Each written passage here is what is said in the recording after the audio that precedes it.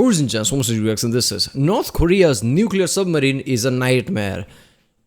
Nuclear submarine from wish.com. I guess this is a series the North Task and Purpose does, where he talks about different things from different countries. North Korea is also part of those countries. He's talked about other North Korean things. But all I can see is North Korea's nuclear submarine. Isn't that a great subject?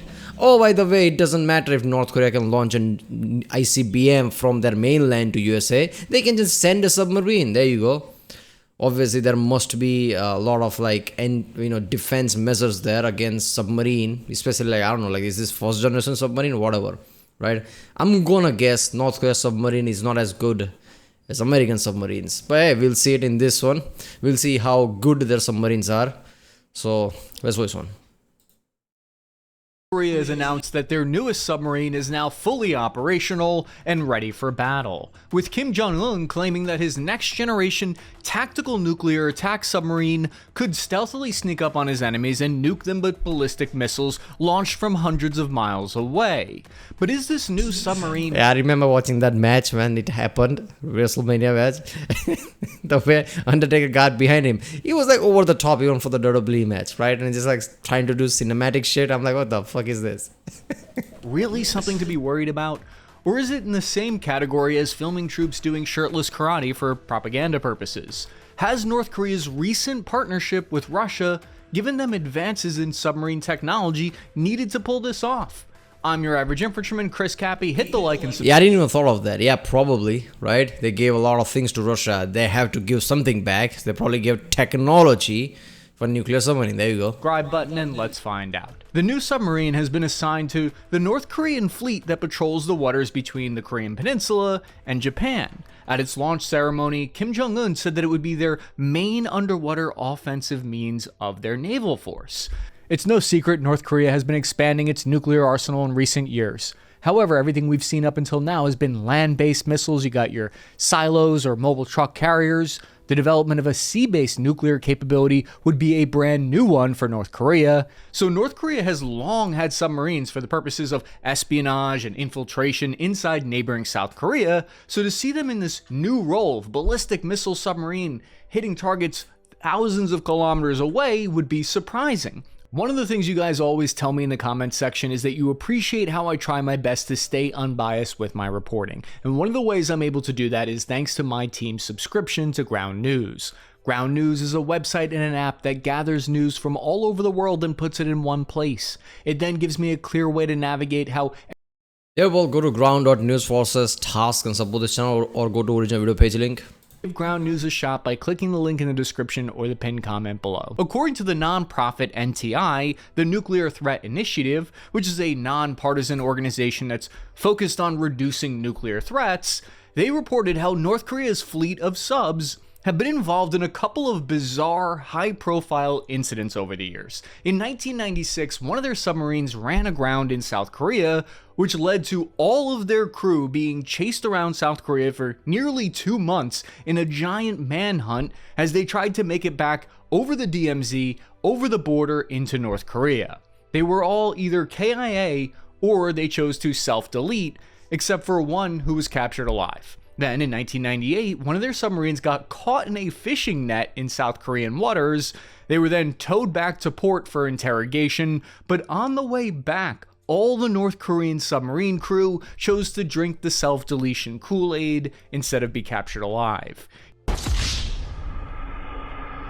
You might not know this, but then in 2010, a South Korean naval ship was sunk. They claimed that it was an attack torpedo from a North Korean sub. However, North Korea denied that and said, "Nuh-uh, wasn't me."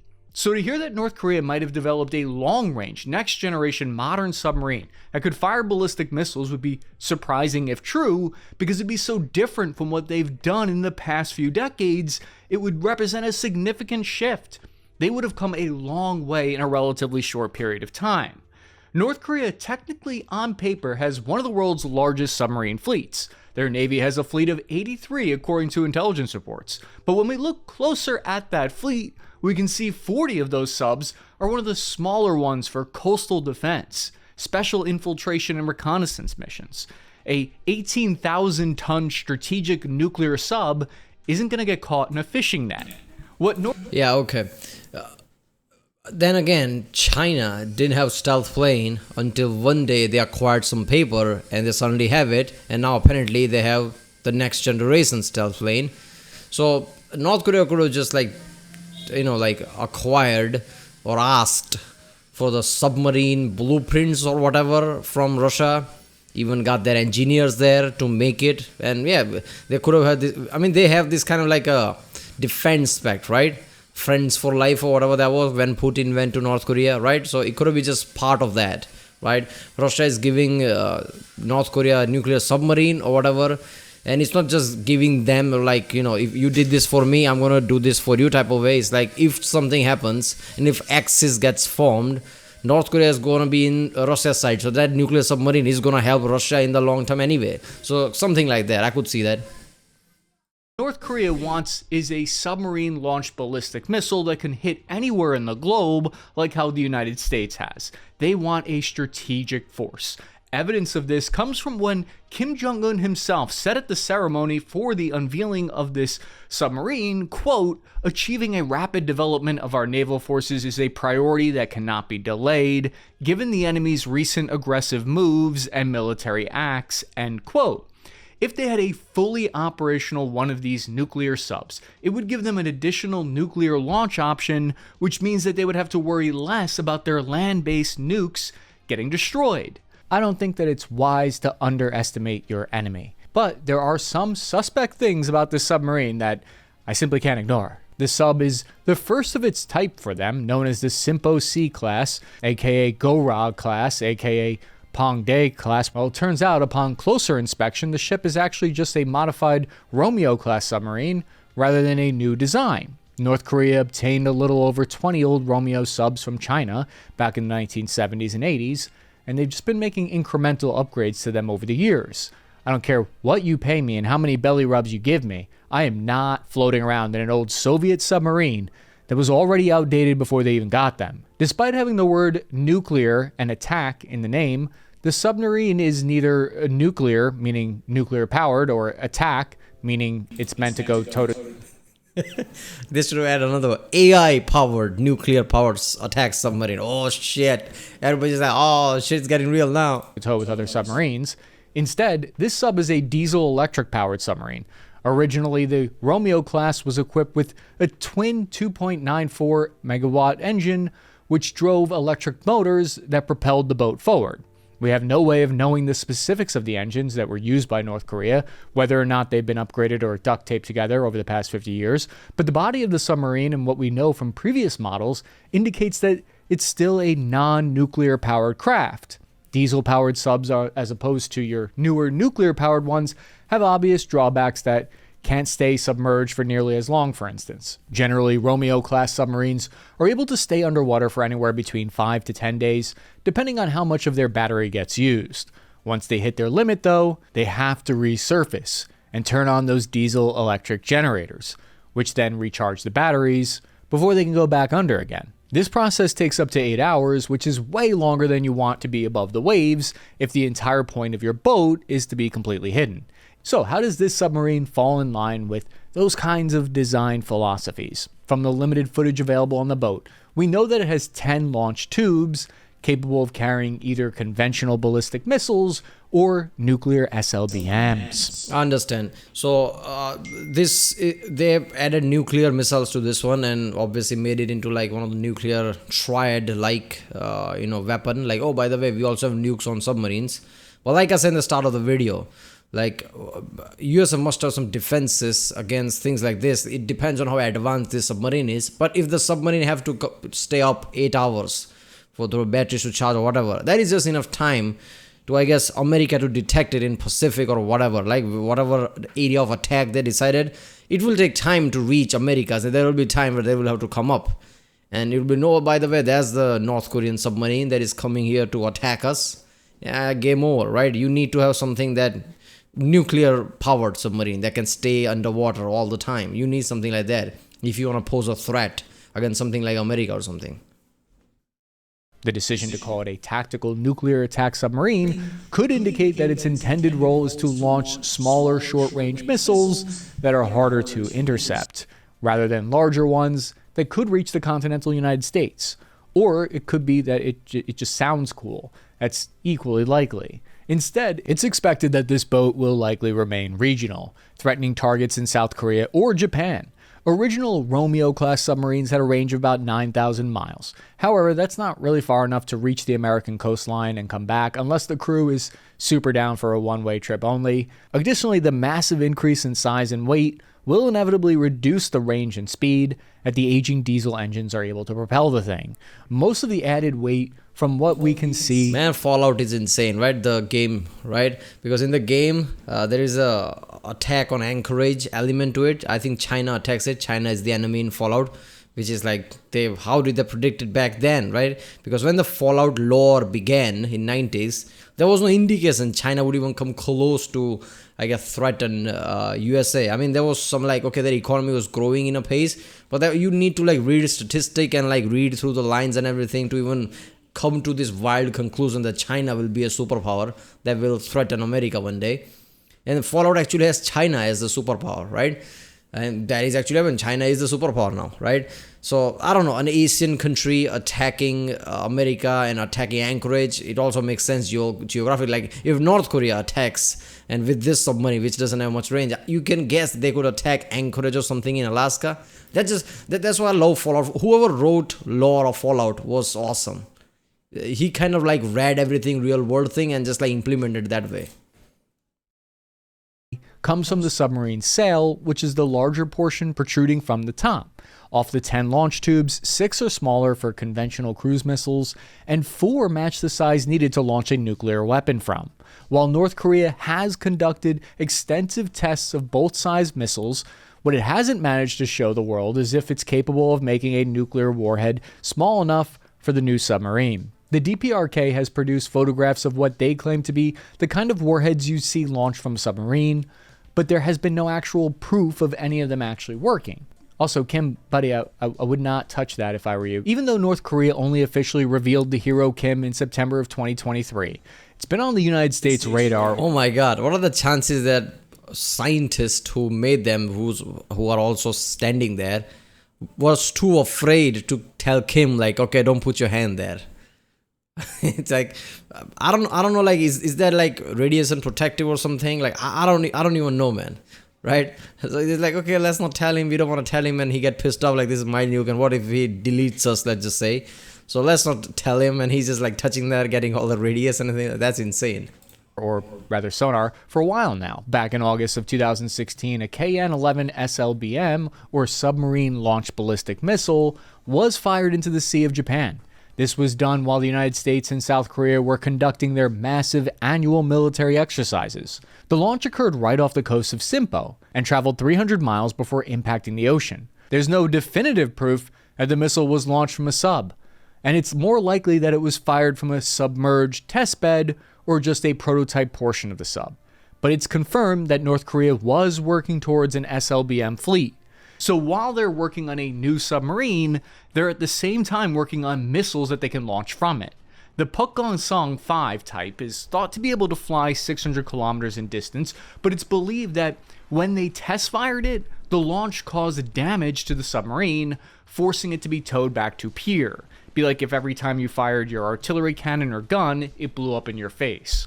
According to the NTI, North Korea's submarine missile program has actually moved along a lot faster than we would have thought. Their first test was in 2014, and it only took them 20 months later to successfully fire a missile from an underwater platform. It's very impressive that they were able to do it that quickly. It's believed that most of the technological advances that North Korea has had recently comes from their efforts to buy or spy from Chinese military advances next door to them. 3 years later, in 2019, satellite imagery of modified Romeo-class submarines were spotted at the Simpo South. Are you telling me North Korea is doing how like in exam people cheat? Or let me see that. Just looking at China and just like copying. That's yeah, I guess it could work, but that's insane when you think about it at that scale. Shipyard, the Simpo South Shipyard, where the whole event took place, is North Korea's primary submarine hub, and it's where the Hero Kim was manufactured, along with the Sang-O class submarine, and where the Romeo class boats were maintained. The actual construction of the Simpo C-class was done at the southern end of the facility off the peninsula, and just north of that is the static testing launch point, where the launch tubes for the SLBMs were tested. And if we keep going north, inside of a secure boat basing off the dock, we have a submarine. Now, I'm neither a geospatial analyst nor a submarine expert, even if I did watch Hunt for Red October like 20 times, so I won't make the claim that this is the actual Hero Kim sub, but this imagery is just 1 month after the unveiling, and it's the exact location that previous imagery showed a hidden submarine just months prior. I'll let you be the judge, mostly because I don't want to get lit up in the comments. Regardless, the Hero Kim is touted as being able to conduct both preemptive and retaliatory strikes, and is allegedly just the first of many aging submarines to be upgraded to similar capabilities. North Korea's government refers to this process as a low-cost ultra-modernization strategy. This is pretty standard for DPRK practices across the board, as the majority of the military equipment, especially tanks and boats, are Frankenstein mixtures of homemade parts and foreign components slapped together on old vehicles. The size of the missile silo lines up with North Korea's missile developments over the past 4 years. The Pukguksong 3, 4, and 5... Right, I get it what he's saying there, right? About Soviet design, how it was already old before they acquired it. But I also have a mentality of a gun is a gun, doesn't matter how old it is, it's still lethal. So if these things work, they work. Now, it's something like, okay, if they go against something like America, obviously they are not going to win.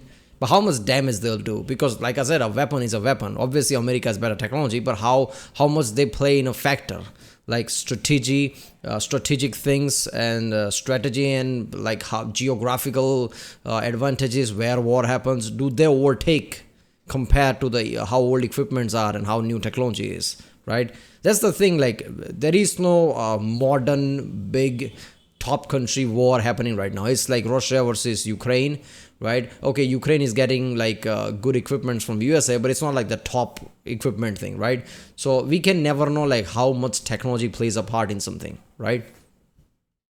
Missiles, when first revealed, were noted to not be able to fit into any of the missile boats that they had at the time. The same goes for the still unnamed SLBM that was first revealed during a parade in April of 2022. These in particular, given the size, are likely MIRV warheads or multiple independently targeted reentry vehicles, which is fancy defense talk for one missile that has more than one nuke inside of it.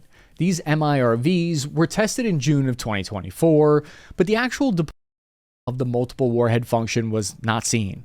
Cool paint job on them though, big fan of the checkered pattern myself. Pukguksong missiles have ranges of anywhere between 1,200 to 1,860 miles and can carry either conventional explosives or nuclear warheads, while the MIRV would be exclusively used for nuking targets.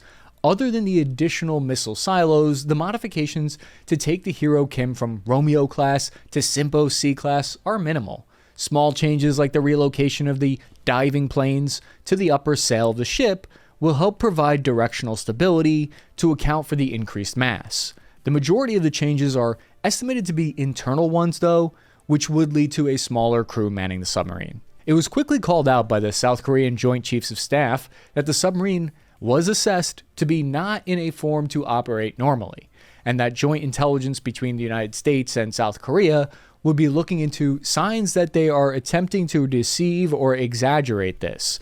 Most of this reasoning behind this decision was that the submarine was simply too old to effectively operate with its intended purpose, if it operated at all. But I want to play devil's advocate here for a second. Let's assume the Hero Kim works perfectly. All missiles are operational, and that they really do have nuclear warheads capable of being launched and atomizing a few cities here and there. How much of a threat is this thing really? The first thing to consider is that there's only one of them, which means that North Korea would be extremely conservative in not wasting their one ballistic missile sub. But this is easier said than done. And most powers that have ballistic missile submarines, they need to have at least 3 so that you can rotate one being worked on, one having just been finished and being refitted, and then one out to sea at least. Now, one of the downsides of a diesel boat versus nuclear powered is that they're incredibly loud, making them significantly easier to detect using any kind of sonar or other audio detection. Next is that it's slow compared to modern day counterparts. American attack submarines, the boats that would be tested with finding and destroying the Hero Kim, are estimated to top out about 43 miles per hour. North Korean Romeo class subs top out at about 15, meaning this new larger and heavier one will be even slower.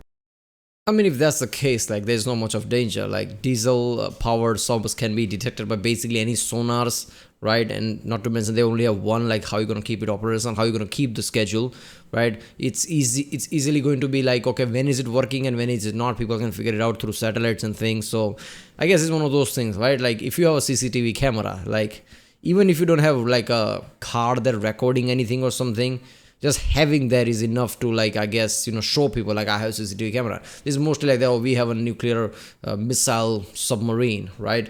And that's, I guess, enough. I don't know, but it's not going to be for proper war and things. No, I didn't use knots as a unit of measurement because I don't know what those are. Some naval experts expect that in order to save weight and simplify operation, the Hero Kim will not have a torpedo missile for self-defense, meaning if it's caught, the captain had better have paid attention in evasive maneuvers class. It also doesn't help its case that the United States, South Korea, and Japan have been conducting regular anti-submarine exercises specifically to counter North Korean subs. All of this considered, adding in that it would also have to be regularly come up for air to recharge its batteries for the length of the entire business day, the Hero Kim would only be able to get one salvo off, if any, before every ship was bearing down on it. In fact, we've actually recreated a bird's eye view, digital recreation of what it would look like once the Hero Kim was discovered by foreign attack submarines. They didn't approve my budget request for an underwater shot. So even if the worst case scenario, this submarine is able to get one lucky shot off, does it mean it's not something to worry about? Not necessarily. Once North Korea is able to prove that the missiles fired from the subs do carry legitimate nuclear threat, they will have successfully completed a second leg of the nuclear triad. The first being... I mean, of course, it's something to worry about, right? If a guy tries to attack a trained fighter, of course, trained fighter's gonna kick his ass, but it's still a guy with size and, like, proper, like, fist and everything that can still punch you. So, of course, it's something, like, a fighter will have to be on alert, right? Like, I have to take this guy down. Not to mention pressure. Like, if he gets knocked down, like, there goes his reputation. Shit like that, basically, applies to all of this scenario. Right, this is a submarine, still a submarine with weapons, and if this submarine can take out like a much advanced things, that there goes the reputation. Being their land-based ballistic missiles, and their subs the second. The third to complete for the nuclear triad is the capable stealth bombers, but they're quite a ways from gaining that ability anytime soon, most experts believe. In short, the creation of the Hero Kim, if it's ultimately successful, would mean that South Korea... China. I need one of those stealth bomber. Let us get complete first. I mean, come on. What you doing? I don't know why China's Italian, but whatever. Korea and the United States would lose the ability to ensure total denial of nuclear capabilities from the North. Silos and mobile missile carriers are easy enough to find and intercept sometimes. Submarine-launched nukes carry a bit more weight to them. This is simply because we would have no way of really knowing where the launch point would be exactly, and to intercept them could be significantly harder. It also matters that the air defense network protecting South Korea is entirely focused to the north, and defense systems would need to be reoriented to cover the gaps that submarines could exploit. Subs are tricky things, and ultimately, that's where the real problem of this submarine comes from, in that resources will have to be diverted in order to find and destroy. That means fewer ships supporting other operations, more aircraft diverted looking for it, and air defense batteries having to spread themselves out to try to intercept it. All of these things potentially open up windows of opportunity for other parts of the North Korean military to take advantage of. There are a few ways forward for Kim's latest endeavor into submarine-launched nukes, because satellite imagery since 2014 hasn't shown any sea trials of this new sub. It's still largely untested, and South Korean intelligence estimates that it might still be a year or so before it's out of the trial phase and into operational status. If testing goes well, it's expected that at least some, if not all, of the remainder of North Korea's Romeo-class subs will undergo the same upgrades. The development of upgrades themselves were a domestic project by the DPRK, but signs are pointing that Russia has helped Kim in developing missiles for it. In January of this year, North Korea conducted testing of cruise missiles to be used in the Hero Kim, and these occurred while Russia conducted freedom of navigation patrols near the coast of Japan. Putin and Kim have increased their talks regarding technology transfers and ammo supplies, and some analysts believe SLBM technology is on the forefront of Kim's bargaining for giving artillery shells to aid in Russia's war in Ukraine. Whether or not this is the first step towards a nuclear-armed North Korean Navy or the lead up to a section on its Wikipedia page titled Accidental Sinking is a bit up in the air. For now, though, we'll keep an eye on it and see what it can do. Big announcement, I'm now on Pepperbox TV, where I run a weekly combat analysis show. Yep, there you go. North Korea's nuclear submarine. Yeah, obviously something was going to come out of like Russia and North Korea relationship. That is how it works. North Korea is not just going to help Russia just cause, right? So this is going to be like, quid pro quo, whatever, right? Yeah, I guess this is expected, but again, like I didn't think like, okay, they're going to do what China is doing, I guess, but suddenly out of the blue, oh, by the way, here's the next generation of submarines. That's not going to happen. Who knows, even China is doing that, like nothing's tested yet. But yeah, there you go. Alright, well, that was North Korea's nuclear submarine is a nightmare by the channel Task and Purpose. If you like what you saw, don't forget to subscribe, and I'll see you next time.